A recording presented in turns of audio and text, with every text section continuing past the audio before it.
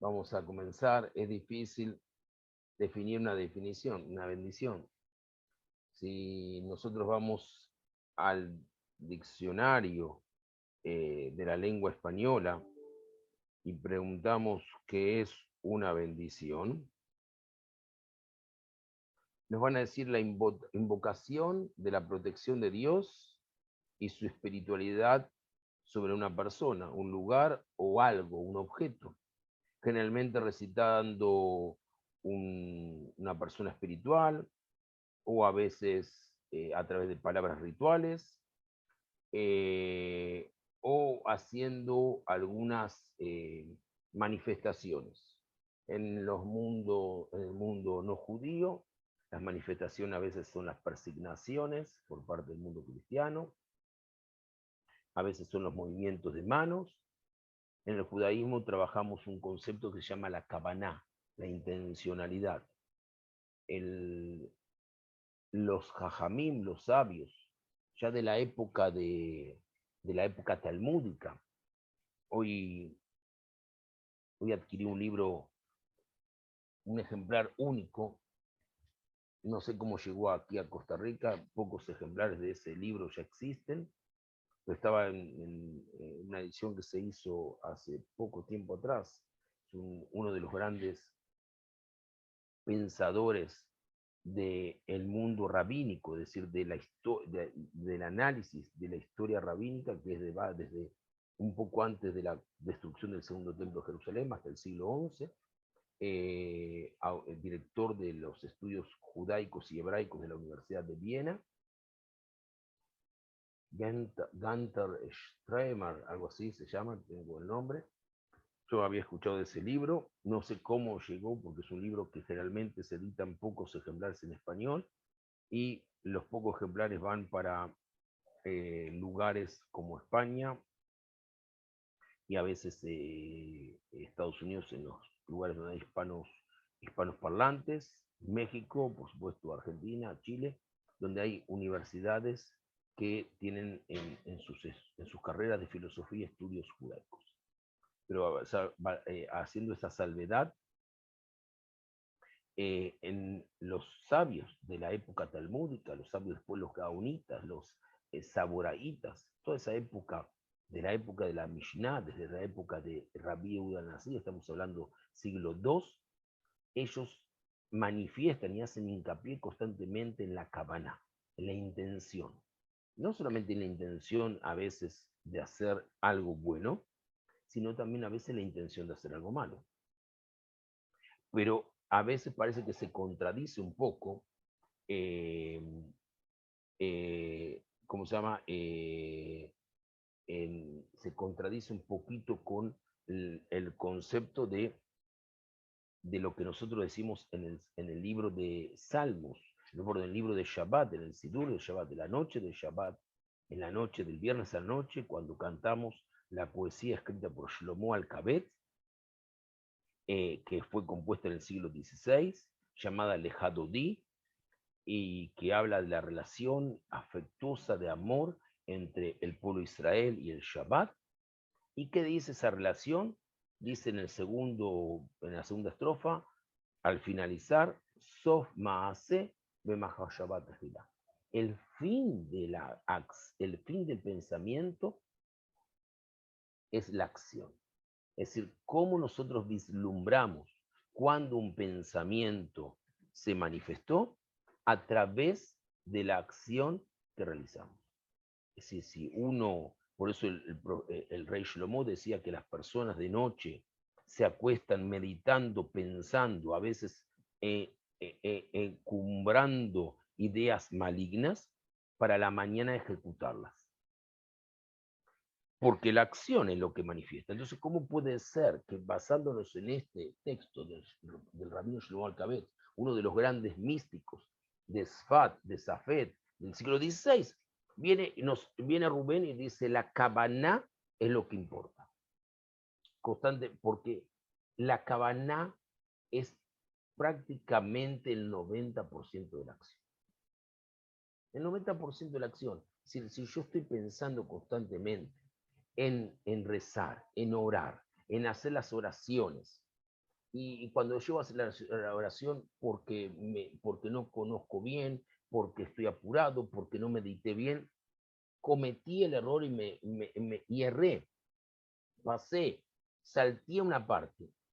No soy juzgado por ese tema. Puede ser que a los efectos legales no completé bien la oración, pero a los efectos espirituales que el pueblo de Israel y los sabios del pueblo de Israel toman muy en cuenta, he hecho un paso muy profundo, he adelantado, he elevado.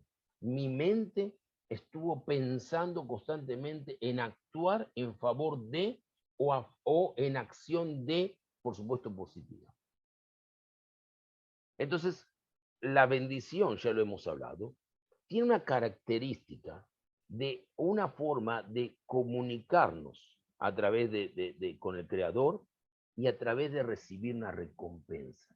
Pero no tenemos que hacer la bendición para recibir la recompensa, tenemos que hacer la bendición para trabajar nuestro interior. De acuerdo a la Kabbalah, de acuerdo a la mística, el hombre está dividido en dos aspectos. La sitra, lo que es el instinto negativo de la persona, y el Yetzer Hatov, el instinto positivo, el instinto que nos lleva. Hay una lucha permanente. Como dijo una vez un filósofo judío, en el interior de nosotros tenemos dos perros que luchan cada uno. ¿Quién va a triunfar? Va a depender de a cuál de los dos alimentamos más. Si nosotros tenemos una perturbación interna, si constantemente estamos pensando en realizar el mal a otro, seguramente nuestros axiomas y nuestras actitudes van a ser de ese tipo.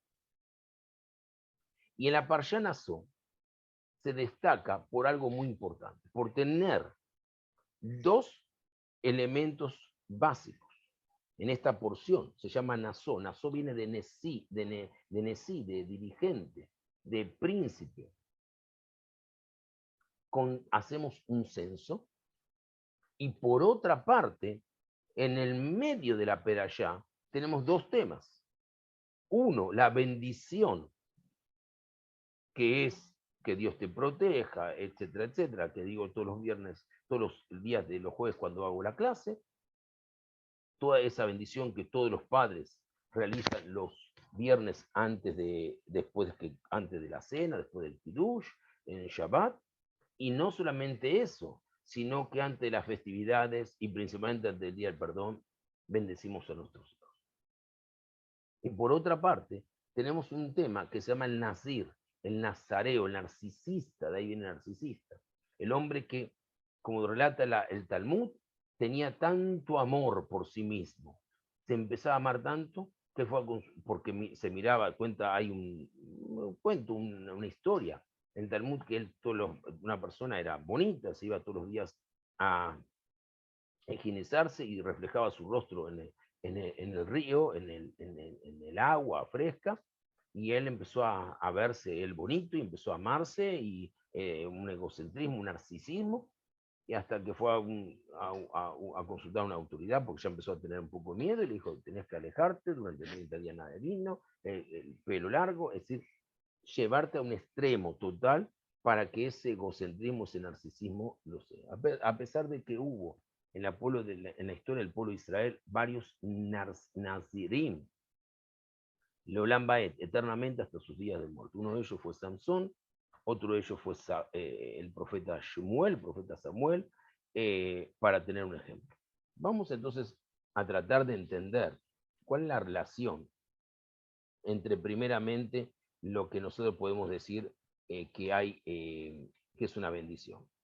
Y me gustaría que veamos que dentro de la bendición, el texto de la bendición, hay oculto un concepto que es amor. La bendición siempre está relacionada con amor. Y piensen esto por un instante. Yo tengo una mesa en mi casa bien servida,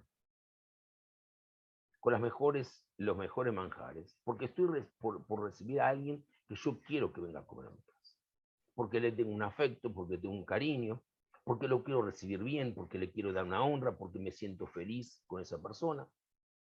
Pero de repente, el perro que tengo en mi casa, no lo cuido bien, es decir, no lo tengo bien entrenado. El perro sale de su cuartito, entra a la sala, ve esa mesa servida y dijo, aquí me hago el banquete. Y sube a la mesa y come lo que hay que comer, deja un enchastre, se va. Por supuesto, la persona, en este caso soy yo, se siente mal, quiere gritar con el perro, lo voy a echar el perro de aquí, esto y lo otro. Viene la hija, no, papá, no lo hagas, es nuestro perro, no lo hizo con maldad, no sabía, no está entrenado. Ok. Y ahí después de pasar el enojo, preparo vuelta a la mesa, busco hacer de vuelta los alimentos y hago también lo mismo, pero por amor. Pero vamos a poner el caso. ¿Qué pasa con el perro? El perro no tiene idea de que hay que hacer una bendición. El perro no tiene idea que hay que cubrirse la cabeza. Y el perro no entiende lo que es una bendición. El perro lo único que entiende es que su instinto animal lo lleva a ver que hay comida y tiene hambre, come. Y come hasta que él se sacía, hasta que él se satisface de esa comida y después se va a descansar. El ser humano, tenemos que trabajar ese instinto negativo. El instinto negativo no es algo malo, como dice la Kabbalah, como nosotros podemos interpretar. La Kabbalah dice no. El instinto negativo es el instinto positivo con menos luz. Como está sin luz, como está en las penumbras, comienza a hacer cosas en forma inconsciente. Imagínense, de noche nos levantamos, no queremos encender la luz y nos encontramos que tenemos, de repente nos llevamos la silla por delante, nos llevamos el sofá por delante, se nos cae un libro. ¿Por qué? Porque estamos sin luz. Hasta que encontramos el botón, damos la luz y nos damos cuenta cuál es el camino. Eso es lo que pasa, dice la Kabbalah, con el ser humano. El instinto negativo está caminando bajo penumbras. Y esas penumbras lo llevan a veces a cometer impulsos negativos. Entonces vamos a trabajarlo. Entonces, cuando viene a verajá, ¿cuál es la fórmula de verajá? Todas las bendiciones comienzan la misma. Verajá es bendición. La verajá, la palabra verajá, viene de berej. Berej quiere decir rodilla. Para Enrique, Oyuelo. Oyuelo en portugués, por supuesto. Y esta rodilla, ¿cuál es la función de la rodilla en el ser humano? Es sobre la rodilla aguantar prácticamente el peso de 3/4 parte del cuerpo. Por eso cuando la persona es pesada, gorda, las rodillas sufren. Para que el miembro inferior comience a movilizarse con una agilidad, con una livianeza, con una livianeza no se dice, con una levedad, ahí está la palabra, discúlpenme, que lo lleva a poder caminar, a poder correr, a poder mover los pies. La rodilla es un nexo, así como la palabra berej es el nexo entre los miembros superiores y el miembro inferior para poder caminar, para poder movilizarse, la verajá, que tiene la misma raíz, es la rodilla espiritual del ser humano, porque nos hace el nexo, nos da la posibilidad de conectarnos con los mundos superiores, que son Olamot, Elionot, mundos superiores, los mundos de Akadosh Baruj Hu, todos los diferentes niveles espirituales, con el Olam Tachtón, con el mundo inferior. Ese mundo inferior es el mundo que nos lleva a pensar, a verdaderamente actuar como debemos actuar. Pero también la palabra verajá viene de berijá. Berijá quiere decir manantial.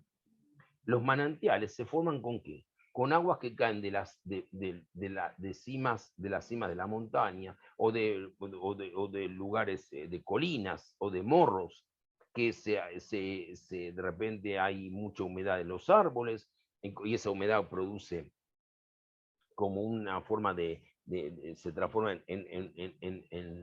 en manantiales que descienden y hasta que llegan a una fuente de agua donde acumula el agua que viene de ese manantial, a veces de lluvias permanentes que va acumulando en las montañas y después va circulando. Por eso cuando en Brasil, lamentablemente, hay una desmata, porque van las personas y a ocupar terrenos que no pueden ocupar y construir esas famosas favelas o esas, esas casas de alguna forma que no tienen mucho de construcción porque no tienen donde vivir o porque simplemente quieren ir a vivir cerca de la ciudad y no quieren ir al campo a trabajar, etcétera, etcétera, empiezan a tirar los árboles, empiezan a tirar las raíces.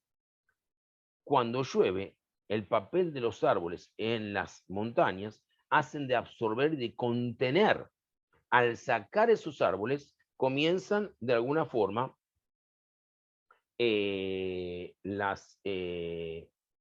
¿cómo se dice, Enrique, en portugués, cuando comienza ahora lo que está sucediendo en Río de Janeiro?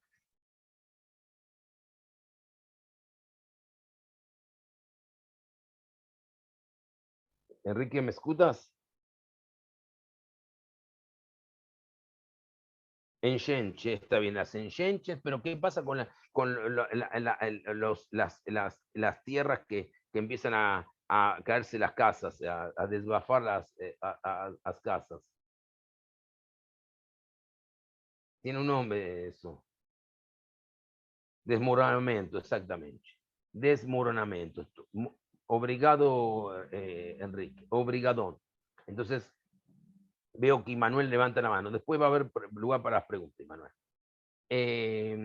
Entonces, esos desmoronamientos que se producen es porque no están los árboles para contener. Cuando nosotros tenemos las estructuras, los árboles para contener, entonces esos desmoronamientos no existen.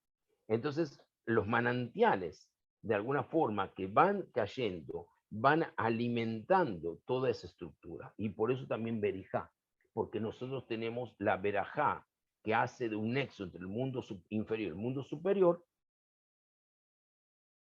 Erosionar está bien, erosionar es perfecto. La palabra era la de desmoronar, caerse.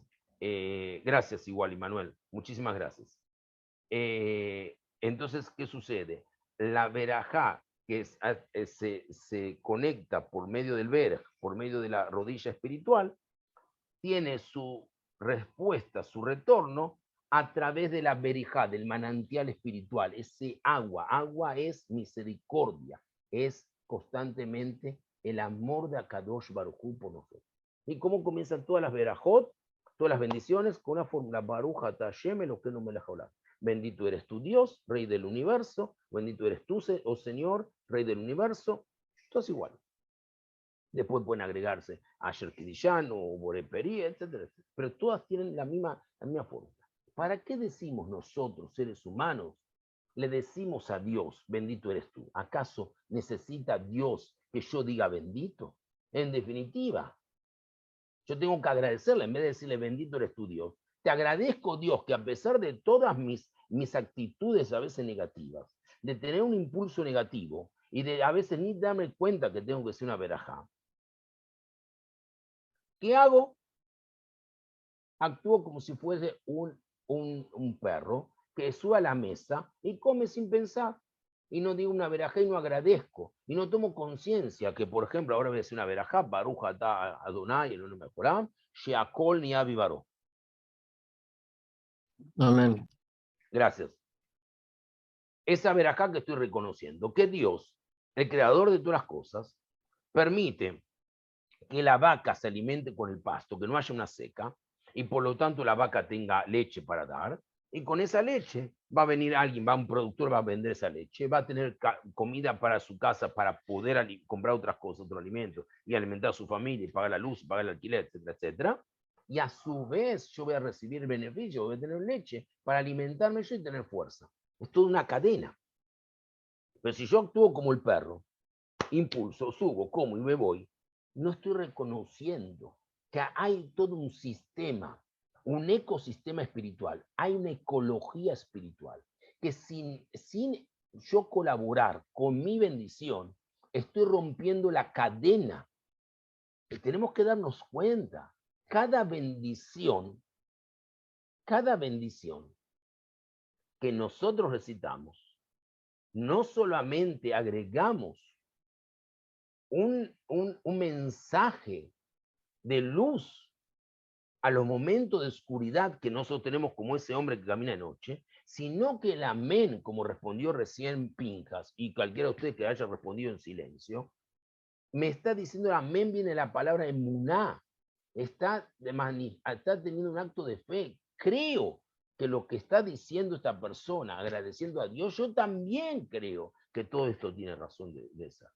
Entonces la bendición es un acto de amor, es un acto de amor por parte de Dios hacia nosotros, que responde cuando nosotros la recitamos, dándonos satisfacciones, satisfaciendo nuestras necesidades. Y por otra parte es un acto de amor del hombre al creador, que reconoce que a pesar que nosotros a veces tenemos impulsos negativos, él nos está dando la posibilidad de encontrarnos y reencontrarnos con él, el creador infinito de todo. Pero algo más, también en la psicología espiritual, el decir la verajá, Baruch atah Hashem Elokeinu melech olam, estoy de alguna forma actuando, presten atención, estoy actuando, trabajando en ese momento a través de la recitación espiritual,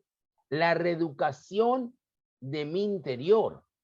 ¿Por qué? ¿Qué estoy haciendo? ¿Qué hago? ¿Qué pretendo hacer? Le doy lugar a mi interior de dejar de lado los impulsos negativos que son parte innata de cualquier ser humano para poder trabajar lo positivo, es decir, esperen, Dios me dio esto, bendito eres tú, Dios, Rey del universo, que con tu misericordia creaste los árboles, creaste el agua, creaste los frutos de la tierra, creaste el alimento para los animales, creaste las habilidades para que el ser humano transforme lo X en y pueda alimentarme, que transformaste, que permitiste que el hombre transforme algo crudo y lo convierta en algo que yo puedo decir, sea un talit para los hombres, sea un tefilín para los hombres, o sea velas para que la mujer recite. Es decir, tenemos que tomar conciencia, dejar de lado de vivir con el piloto automático. Nuestra vida vive con piloto automático, mis queridos amigos. Nos levantamos a la mañana, alguien piensa en esos 12 segundos, en esos 12 pasos que es Modé, Ani, Lefaneja, Melech, El Hay, El Kayam, Shehesarta, Vi, Nishmati, Rabá, Gemlam, Bemunateja. ¿Alguien piensa? ¿Ustedes saben cuánto necesita el ser humano cuando está acostado, desde que abre los ojos y toma conciencia, que la sangre comience a partir del estado de conciencia que el ser humano toma? Y esto es neurología, ¿eh? La sangre comienza a irradiar, ¿se dice? Corríjame, por favor. Sí, irragar, no sé, okay. Después me corrigen. A veces se me traba la lengua, se me mezcla con el portugués. Pero corríjame, tienen derecho a corregirme, por favor. Hasta nuestro cerebro, para que comencemos a tener funciones, y que está prohibido por los neurólogos, que la persona apenas se levante los ojos con impulso, irrigar. Muy bien, gracias, Immanuel. Nota 2, es decir, 2 veces me ayudaste, muy bien. Irrigar, Saret, muy bien. Les prometo que les voy a mandar después un abrazo virtual. Muchas gracias.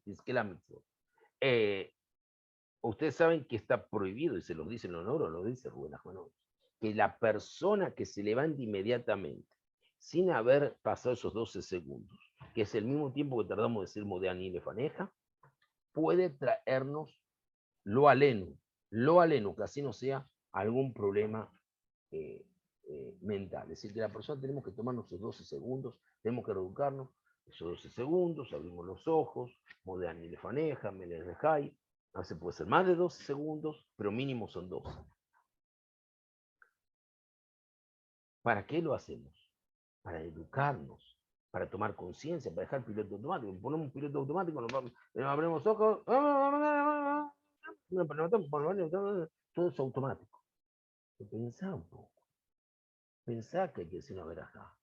Pensá que hay que agradecer a Dios que te devolvió después de una noche clara, te devolvió, estás bien, estás fresco, tenés el alma, tenés de vuelta las capacidades para trabajar, para estudiar, para decidir.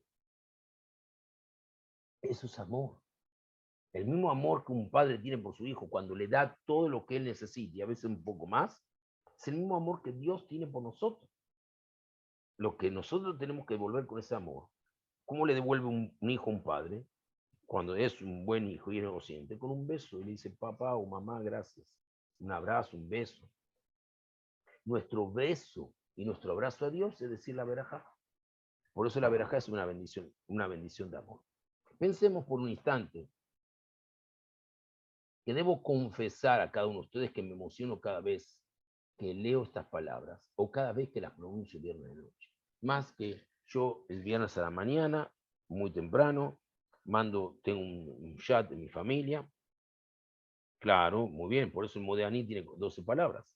12 palabras, una por una por cada segundo. Por eso son 12 segundos. Muy bien, Rubén Ariel.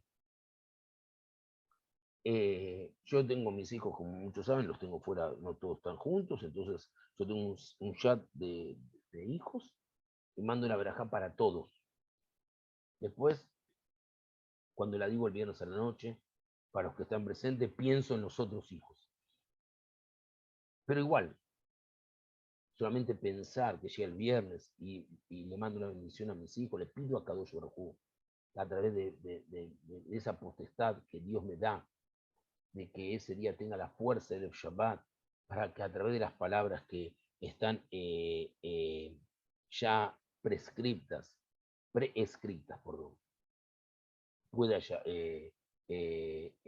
pueda de alguna forma dar la posibilidad que Hashem Baraj baje como un manantial ese manto de Berajot para mis hijos, así como cada padre lo hace para su hijo. Dice la Torá, dile en el libro Números, capítulo 6, versículo 22, creo que 22 o 27.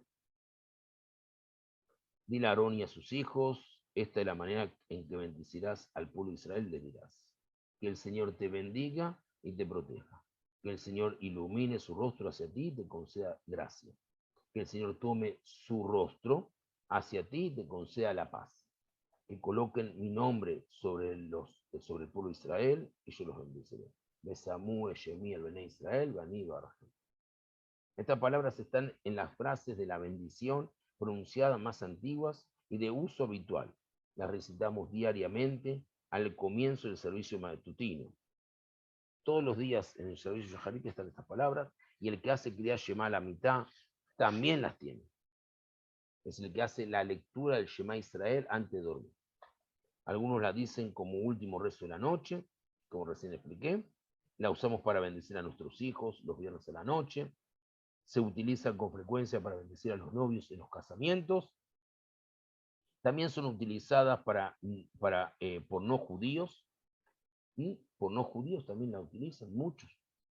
He visto muchos pastores, muchos sacerdotes utilizar esta fórmula. Su sencillez, su estructura de incremento acumulativo. Primero son 3 palabras, el primer versículo, y luego son 5 palabras y finalmente son 7. Si sumamos, vamos a encontrarnos con el número 15. El número 15 en hebreo se tendría que escribir, no se escribe así, por una cuestión que ya lo voy a explicar en un momento. Yod, Hei. Yod es 10, Hei es 5. Pero Yod, Hei es el inicio de la palabra de Dios. Entonces, como no se puede escribir de esa forma, no se puede escribir, porque si mañana quiero apagar el número o lo tiro, no se puede escribir, entonces se reemplaza por Tet, que es 9, y Baf, que es 6. 9 que da el número 15. Pero lo que quiero decirte es que el número 15 tiene un valor relacionado con la divindad. Su movimiento ascendente de protección hacia la gracia y la paz, más que la paz, la armonía, porque sabemos que la paz es la ausencia de conflictos. La armonía es un estado interno que nos da plenitud, que nos da la globalidad del sentido de la existencia del ser humano. Para entender que en esa armonía que tenemos que de alguna forma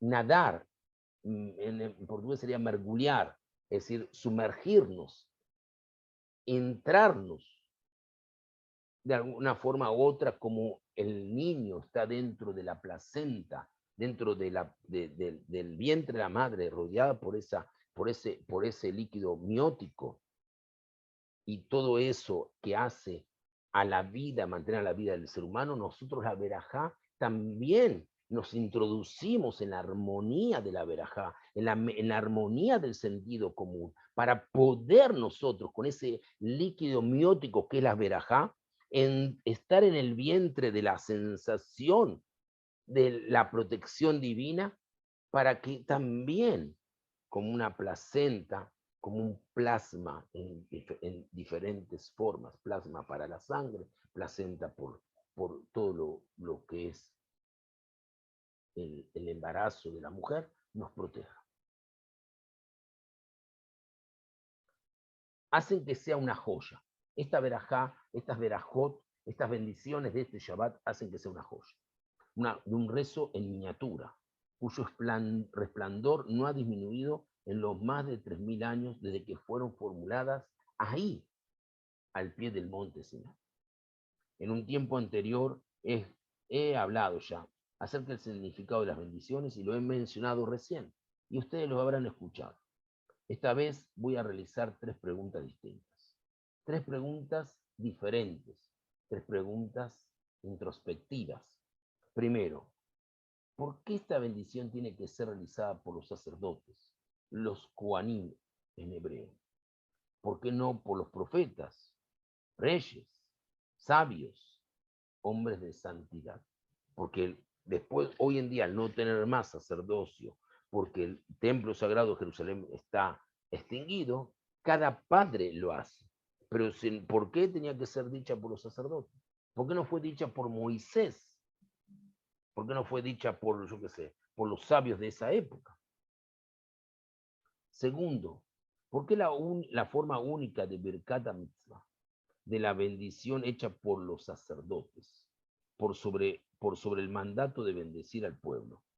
Es decir, ¿por qué la forma única de Birkat HaMitzvah, de bendición, de una bendición de una bendición preceptiva, es decir, a través de un precepto? Una bendición hecha por los sacerdotes por sobre el mandato de bendecirle al pueblo. La bendición es que nos ha santificado con la consagración del sacerdote Aarón, y nos ha ordenado bendecir a su pueblo con amor. Así le dice la verajá, dice, si usted me permite, la verajá, el Cohen que sube hoy en día también. Bueno, ustedes no tenemos esa posibilidad aquí, porque hay una costumbre. Los sefaradim bendicen todos los días esta verajá en el momento que hacemos la midá, cuando tenemos minyan. Los ashkenazim solamente lo hacen los días festivos, pero la verajá es así. A ver, la tengo aquí en el Sidur, me permiten.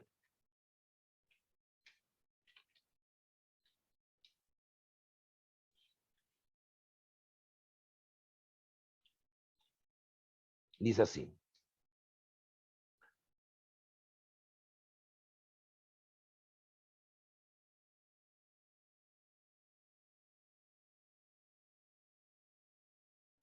Eh,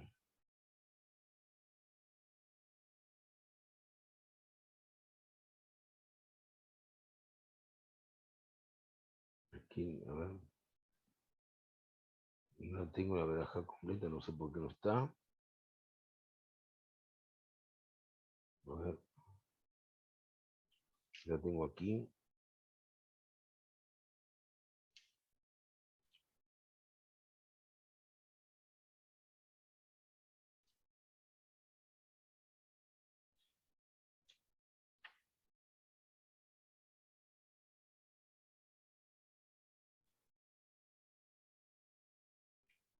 A ver si.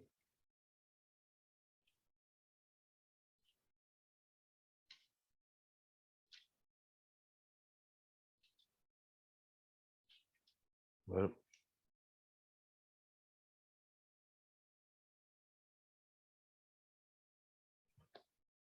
Permíteme a ver aquí. Minuto, cuál era el texto, la verajá completa para que ustedes lo tengan. Birkat. Así le digo el texto con esto. A Cuban.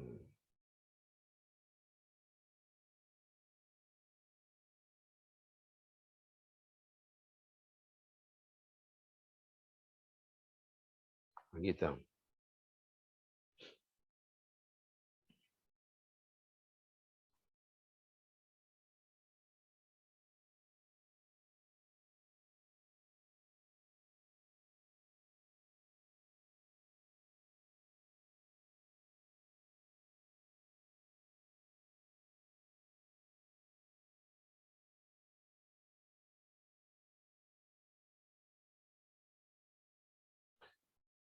Dice,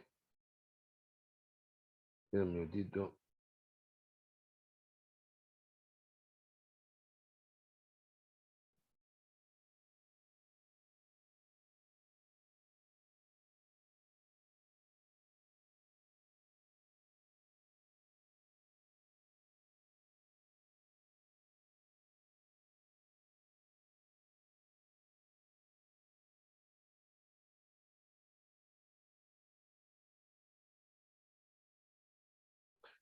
Dice, si bendito eres tú, Dios, Rey del universo, que nos ordenaste y santificaste con el precepto de bendecir al pueblo de Israel con amor.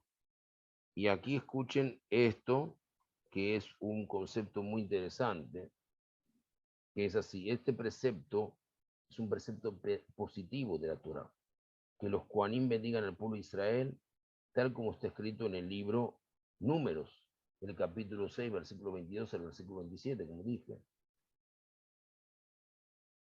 Que el Eterno te bendiga y te guarde. Bueno, este precepto aplica para todos los días y todo Cohen, todo sacerdote al que se le pida que suba a la tarima para bendecir el pueblo de Israel y se niega, si bien desde un estricto punto de vista lógico incumple con un precepto, se considera que incumplió con 3. Esto se debe a que los 2 versículos antes mencionados se desprende que Dios desea bendecir al pueblo de Israel, razón por la cual ordena 3 veces a los sacerdotes para que se apresuren a hacerlo. Así bendecirás, diciéndoles, y pondrá mi nombre. Por lo tanto, la negativa por parte de un sacerdote de cumplir la voluntad de Dios y de bendecir a Israel es considerada como el incumplimiento de 3 preceptos de la Torá. En caso que haya bendecido una vez en el transcurso de ese día el pueblo de Israel, si lo llama para bendecir en otro minyan, en otra circunstancia, es obligación que lo haga. Y esto es importante. Por lo tanto, ¿cómo termina la bendición? Que lo hace con amor. Es decir, bendigo al pueblo de Israel con amor, de Ahabá. Y esto es lo que hace que la bendición tenga el secreto. La bendición que el Cohen sube, antes de decir, Yevarejeja Hashem Ishmereja, y ahora donar Panav Eleja Bikuneka, Isa Hashem Panav Eleja Beasem Leja Shalom, todo eso tiene antes una bendición que dice, y bendecirás al pueblo de Israel con amor. Todo el secreto es el amor. No hay otro. El amor del pueblo de Israel hacia Dios, Dios lo multiplica con más amor. Cuando estamos en un momento difícil de nuestras vidas, lo primero que tenemos que pensar es que lo que nos sucede no es porque Dios lo quiere así, primero es porque nos quiere que aprendamos que tiremos conclusiones positivas, que sea para un mejor crecimiento de nuestra vida espiritual, pero por otra parte para también descubrir muchas veces quién es la persona que está enfrente de nosotros. ¿Quién es la persona que a veces nosotros pensamos que es el excelente amigo y nos damos cuenta que es el peor de los enemigos? En el Talmud hay una discusión sobre si los preceptos deben cumplirse con la propia intención, Kavaná, que hablé al principio, ¿vieron? Como todo se va armando. O si es suficiente el hecho de en sí, sí lo digo. Pero intención es distinto a la motivación. Una cuestión es motivar a hacer algo y otra cuestión es tener la intención de realizarlo. La intención significa que estoy cumpliendo meramente con el precepto, porque es un precepto, porque tengo la intención de hacerlo y llevarlo adelante. Estoy actuando conscientemente, a sabiendas y obedeciendo deliberadamente el deseo del Creador, y no tiene nada que ver con un sentimiento como el amor. Pero porque este mandato y ningún otro requiere del amor. Yo no escuché decir, Boré, Pería, Geffen, Beabá. Bendito eres tu Dios, que creaste el fruto de la vid con amor. O creaste, o que pusiste, me ordenaste poner los tefilín con amor. No dice nada. El único que dice, bendecirás al pueblo de Israel, me los ordenaste a bendecir al pueblo de Israel con amor. Beabá, con amor. Recordemos que la palabra unidad o unicidad, con lo cual identificamos a Dios, está basado en algo que es importante, que es verdaderamente el concepto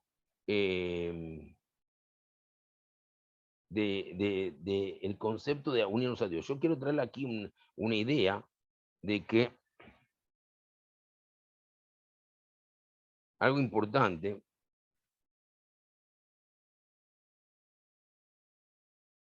que quiero que lo escuchen. Edmund Fleck, presten atención.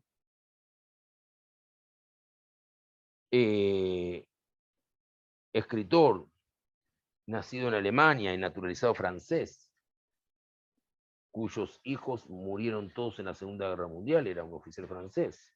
Nació en 1874, murió en 1963.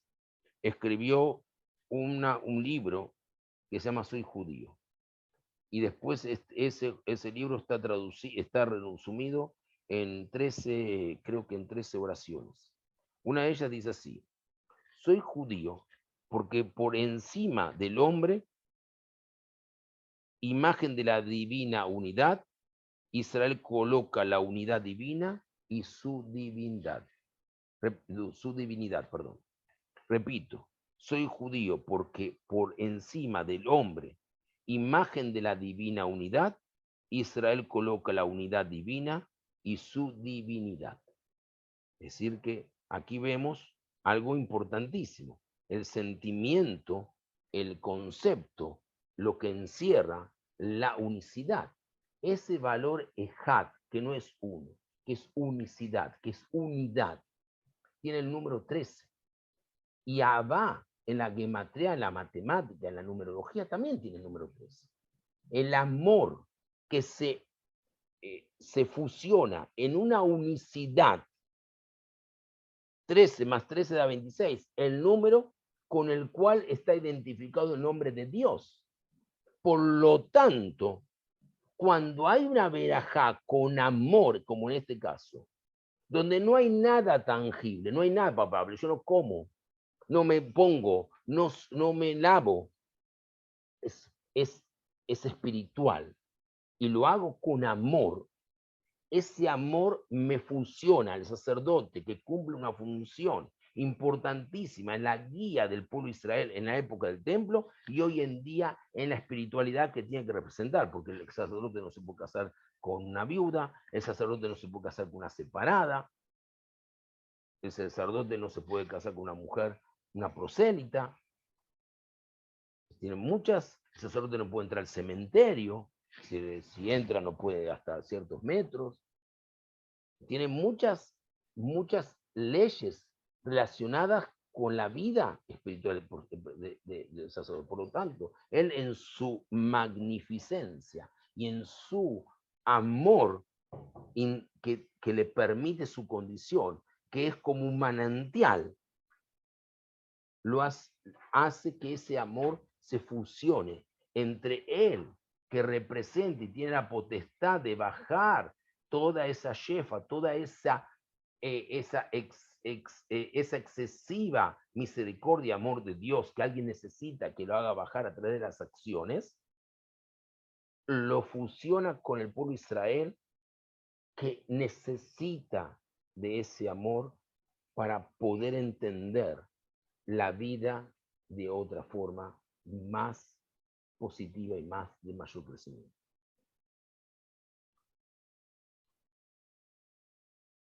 Tercero, ¿por qué deben los seres humanos bendecir al pueblo? Es Dios el que bendice a la humanidad y a su pueblo Israel. Él no necesita intermediarios. Nuestro pasaje dice precisamente eso, que coloquen mi nombre sobre el pueblo Israel y yo los bendeciré. La bendición proviene no de los sacerdotes, no proviene de hombres simples mortales, sino de Dios infinito, el creador, el arquitecto del mundo, el Señor del mundo. ¿Por qué entonces requerir que los sacerdotes pongan su nombre sobre el pueblo? Contestando la primera pregunta, el libro Sefer HaChinuch, escrito por Rabbi Aarón de Barcelona, si no me equivoco, siglo XIII, dice simplemente que los sacerdotes eran el grupo consagrado dentro del pueblo. Oficiaban en la casa de Dios, pasaban sus vidas sirviendo a la divinidad y el trabajo de sus vidas era sagrado, también lo era su hábitat, eran los guardianes de la santidad, por lo tanto resultaba ser la elección para el rito sagrado de suministrar las bendiciones al pueblo. Rabbi Aaron Wolkin, en su prefacio de su libro Matzah Aarón, propone Matzah no de Matzah de la Cohen. Matzah es el encuentro, Aarón. Matzah Gen, el que encuentra algo bueno. Propone una explicación más prosaica. Los sacerdotes no tenían derecho a la tierra. Su único ingreso provenía de la matanot keuná, de los obsequios a los sacerdotes, que le correspondía recibir de todo el pueblo de Israel. Se deduce que de esta forma que era de su propio interés que el pueblo prosperara, porque entonces ellos mismos lo harían. Rebendición al pueblo con todo su corazón, buscando su bien, ya que entonces ellos también resultarían beneficiados. Es decir, ellos amaban al pueblo judío, le demostraban ese amor, ¿para qué? Para que el pueblo judío tenga un buen pasar, tenga un buen crecimiento y cumplan con el precepto de entregarle al sacerdote. Si fuera todo lo contrario, el sacerdote también caería en un pozo profundo. Entonces aquí hay una visión más psicomaterial que psicoespiritual. El rabino Abraham Gafni propuso una tercera explicación. Leemos en la consagración del santuario que Aarón, el hermano de Moisés, alzó sus manos ante el pueblo y los bendijo. Levítico 9, versículo 22. Rashi, el célebre comentarista de la Torá, del Talmud, de la Biblia, nacido en la ciudad de Troyes, Francia, en el siglo XI, dice que la bendición que otorgó al pueblo en esa ocasión era, en efecto, la bendición sacerdotal, la bendición de los Kohanim, es especificada en la Perashá, en la porción. Sin embargo, Ramban, Rabbi Moshe ben Nachman, sugiere que posiblemente la bendición de Aarón, del hermano de Moisés, fuera espontánea y como mostró tanta generosidad de espíritu para Dios, Dios le dio la recompensa de que serían sus descendientes los que bendecirían a Israel en el futuro. Hasta ese momento no se sabía quién iba a realizar esa acción. En ese momento lo hizo Aarón, el hermano de Moisés, pero no se sabía quién iba a ser el que lo iba a hacer en un futuro próximo. Entonces, ¿a qué se refiere lo de la bendición con amor? Hay dos interpretaciones distintas. la que se refiere a los sacerdotes y la que se refiere a Dios. La que está relacionada con los Kohanim y la que está relacionada con el Creador. La segunda revierte el orden de las palabras de la bendición y se lee no como que nos ordenó bendecir a su pueblo con amor, sino que con amor me ordenó bendecir a su pueblo. La bendición habla del amor de Dios y no de los sacerdotes, como lo vengo diciendo, porque Dios ama a su pueblo. Él ordena a los sacerdotes que lo bendigan. No es a través de la actitud de los sacerdotes que Dios como consecuencia dice el pueblo, sino que Dios es la causa de ese amor, Dios es el que propaga el amor, y son los sacerdotes que tienen que bajar ese amor y hacérselo llegar al pueblo de Israel. Ellos son el canal para, de alguna forma, hacer circular toda esa bendición. Son los transconductos de amor que proviene del Creador. Ese amor infinito de Dios, que no lo podemos entender en toda su magnitud por nuestra incapacidad, por ser finitos, por ser seres humanos, y a veces tener una minúscula capacidad de actuar, porque solamente nuestros ojos ven un entorno y a veces muy pequeño. El sacerdote agarra ese conducto, lo conecta a la fuente creativa del Señor y hace bajar esa bendición, y eso que baja con amor, y obliga al sacerdote a que ese amor con esa bendición llegue al pueblo de Israel en forma genuina, en forma transparente, en forma ordenada, sin interés ninguno.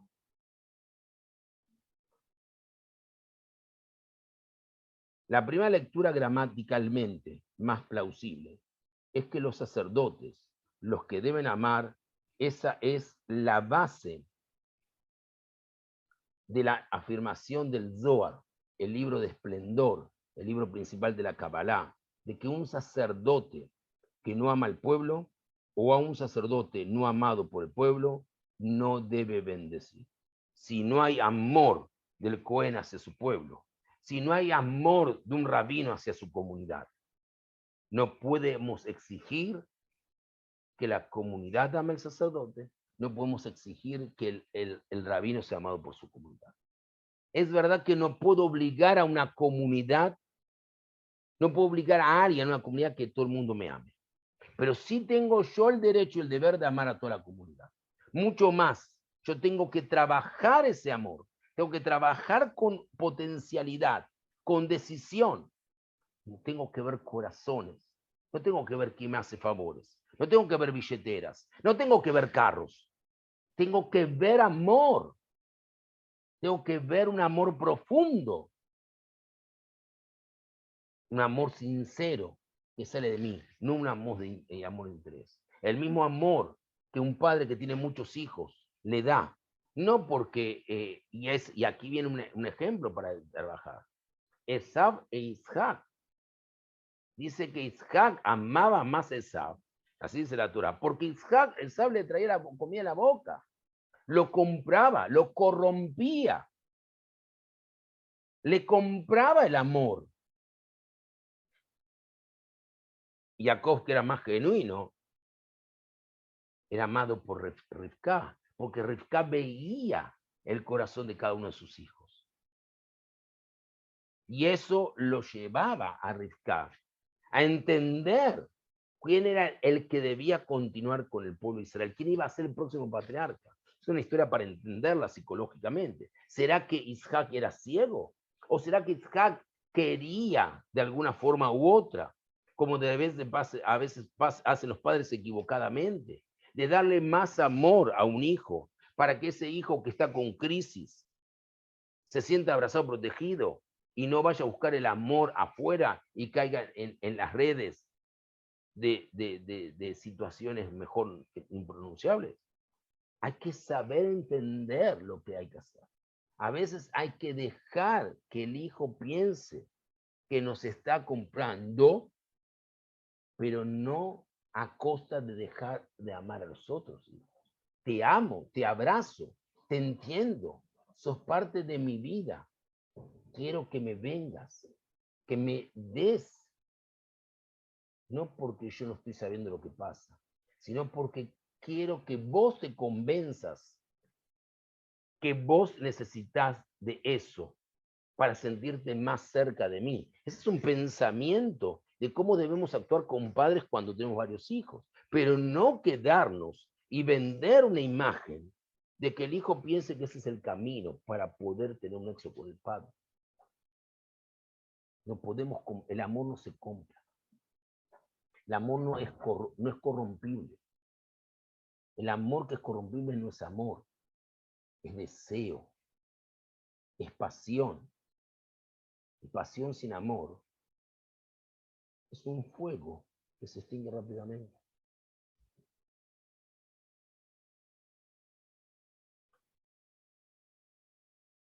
Solo podemos bendecir a quien amamos. Recordemos lo que el anciano y el ciego Isaac le dijo a Esaf. Vamos a recordarlo.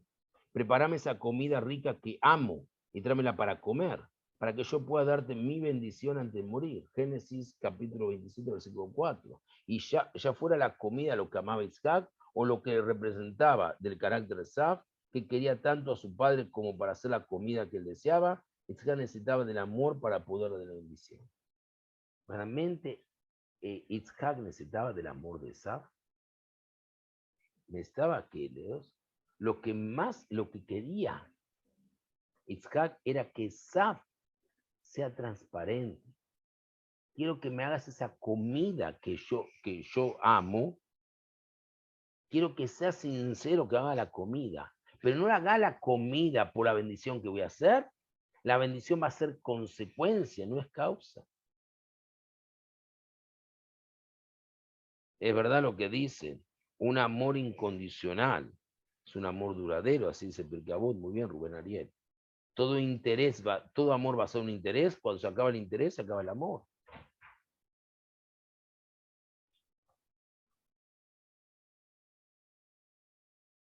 ¿Por qué entonces se especifica que la bendición de esta mitzvah y no de otra debe hacerse con amor? Entonces, ¿cuál es la pregunta? Esa es la pregunta de la esencia. Porque en todos los demás casos es el individuo el que suministra el Maaseh Mitzvah, el acto que constituye el precepto. A diferencia del caso de las bendiciones sacerdotales, el sacerdote es meramente un Machshir Mitzvah, alguien que facilita, no que hace. El hacedor es Akadosh Baruj Hu, él mismo, sin intermediarios. Que coloquen mi nombre sobre Am Israel, sobre los hijos del pueblo Israel, y yo los bendeciré. Los Kohanim son meramente canales, conductos, a través de los cuales fluyen las bendiciones de Dios, como lo vengo hablando. Es el conducto. Y cuando los padres o cuando el rabino tiene la facilidad que transmite esa bendición, no es que el rabino bendice, no es que el padre bendice, es que Dios le da la potestad, que sea él el que reciba ese canal de energía positiva y él la transmita en nombre de Dios, que diga, Kadosh Baruj Hu me está dando esta potestad, me está dando esta potestad porque tengo amor por mi hijo, porque tengo amor por mis alumnos, porque tengo amor por mis padres, porque tengo amor y quiero de alguna forma hacer en ese momento una santidad, ya que ya que no hay más Beit HaMikdash, una santidad, una consagración, como cuando nos colocamos los tefilim en el dedo, para consagrarme, para unirme, para entender, para vincularme y por encima de las cosas que me vinculo, algo fundamental en esa vinculación, que es poderlo hacerlo con un amor genuino.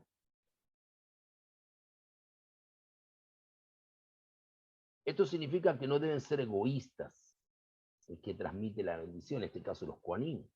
En el momento de pronunciar las bendiciones, o los padres o los maestros, dejamos que Dios penetre en el mundo y en nosotros, a tal punto que nos olvidamos de nosotros mismos, es decir, que nosotros tenemos potestad, pero nosotros no somos los que bendecimos, nosotros nos anulamos, tenemos la potestad, somos el canal, somos el conducto, y nos concentramos en los demás. De eso se trata el amor. Lo vemos en el pasaje que Jacob Jacobo, habiéndose enamorado de Rachel, acepta los términos propuestos por Labán de trabajar para él durante 7 años. Leemos de esta forma, así Jacob trabajó 7 años para tener a Rachel, pero fueron como pocos días. Para él, por su amor por ella. Así está escrito en el libro Bereshit, en el libro Génesis, capítulo 29, versículo 20. Los estudiosos hacen la pregunta obvia, precisamente por estar enamorado, Jacob de Rachel, los 7 años debían ser como un siglo. Generalmente cuando nosotros estamos esperando a alguien, nos queremos encontrar, estuvimos separados de nuestros padres o de nuestra esposa o de los que están de novio, y de repente está llegando el tren, el avión, y el avión que tarde y no llega y no aterriza, y esperamos que hasta que pase una eternidad, hasta que sale o padres que están esperando a sus hijos, hasta que sale de la aduana y esto y lo otro. Es verdaderamente cuando la persona ama, tiene esa necesidad, sí, esa voluntad, como dice Betzalel, esa necesidad de que el tiempo pase.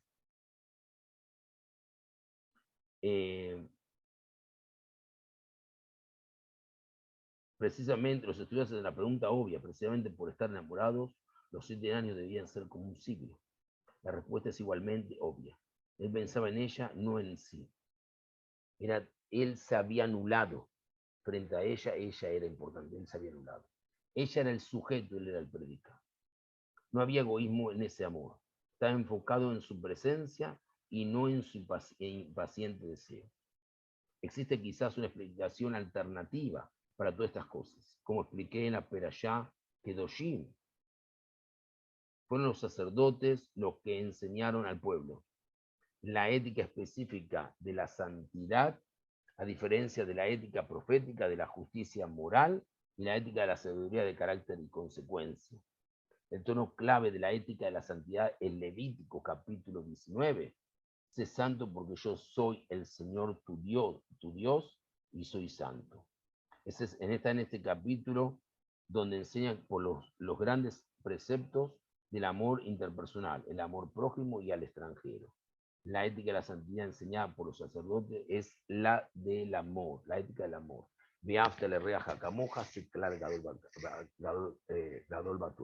Amarás a tu prójimo como a ti mismo, y esa es la grandiosidad de toda la Torah.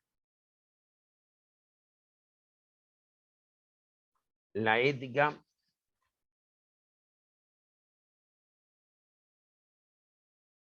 es el resultado de una visión especial del sacerdote, una visión especial del Cohen.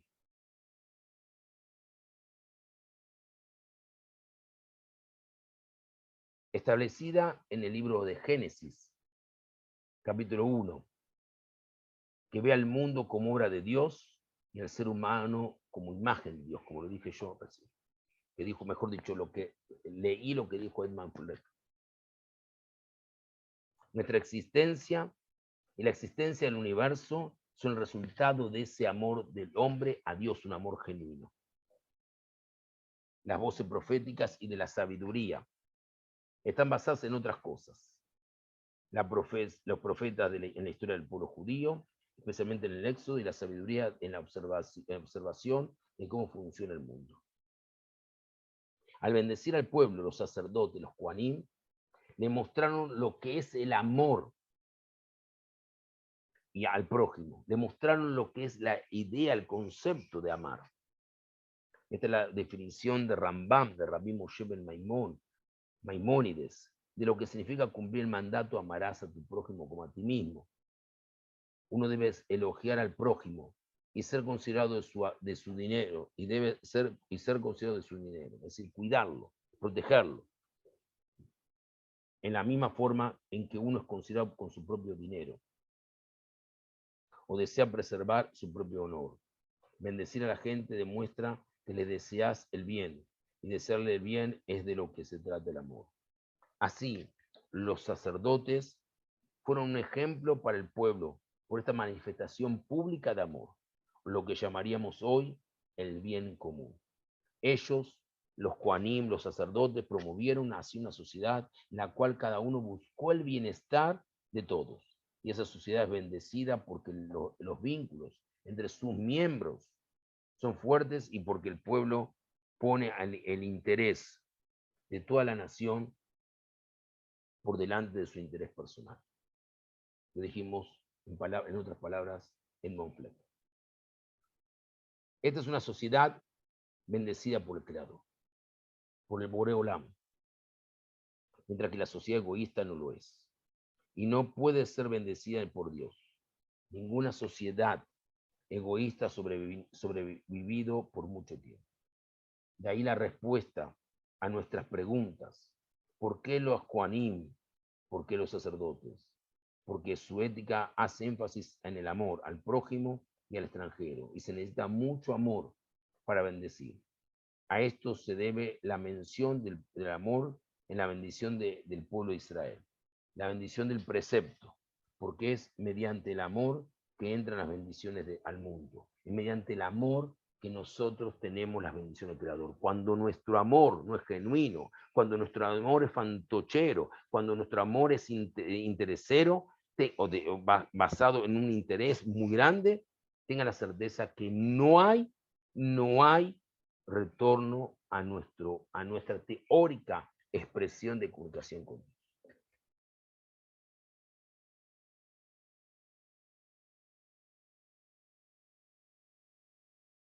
Esta es una sociedad, como dije, bendecida por Dios, mientras que la sociedad egoísta no lo es y no puede ser bendecida por Dios. Ninguna sociedad egoísta ha sobrevivido por mucho tiempo, eso lo digo. De ahí la respuesta a nuestras preguntas. ¿Por qué los sacerdotes? ¿Por qué los Kohanim?